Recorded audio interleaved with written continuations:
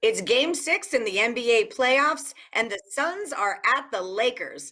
I've got your free NBA play coming right up. Don't forget, like, subscribe, and ring that bell for notifications. I'm Allie Burns from Picks and Parlays, and with me today, I've got the professor. Dan Kaiser is with us to give us the goods. What's going on, Dan Kaiser? Not much. Kind of enjoying the series, and I think it's probably I'm just enjoying NBA playoff basketball at the moment. It's a lot better than regular season basketball, so I can Yeah. at least get into this one.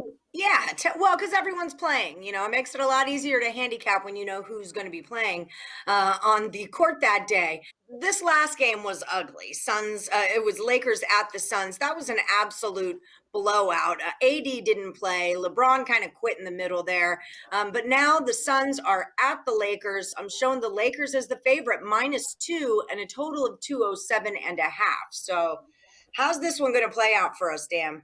Yeah, I mean, since we are filming this the night before the game, right now there's more questions than there are answers. I think the big question is who's actually going to play. Is Davis going to play? He's got that groin injury that he sat out in Game 5, and even if he does play, how many minutes is he going to play? What kind of production are you going to be able to get out of him?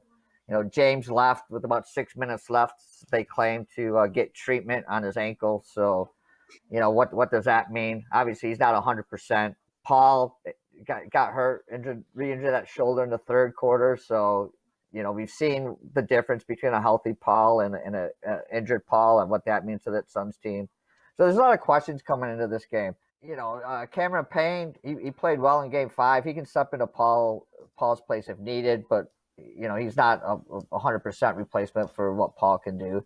But that's a lot better than what the Lakers had to replace Davis. I mean, they really don't have a replacement for Anthony Davis. So I guess I look at this game, a couple of things on this game. One, I look probably closer to game time and look at for information, see, is Davis going to play?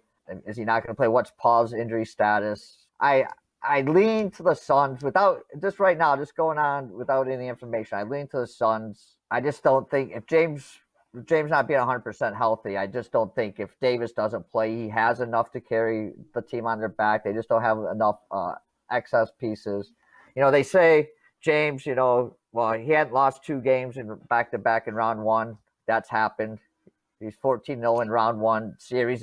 That could go down. So I'd wait till game time and then kind of see what's happening and kind of make a play there. But to be honest, there are 3 or 4 player props I like in this one.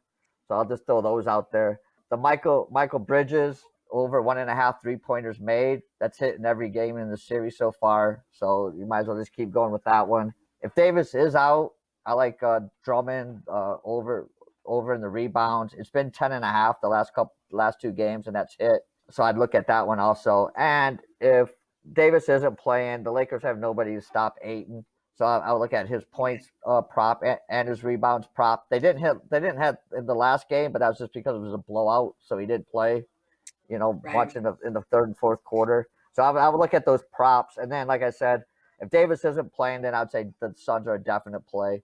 If he is playing, I still lean Suns, but that would be more of a personal choice. All right. I'm with you on this one. I'm digging the Suns here. I'm over the Laker situation. I think they're too beat up, and I think the Suns are hungrier. You give me 2 points with them, I'm going to take the 2 points. That's how we're going to roll here. And definitely digging on those player props. Bridges over 1.5 threes. We like Drummond over in rebounds, and we like Ayton over points and rebounds. That's your free Yeah. picks from Picks and Parlays and Dan Kaiser.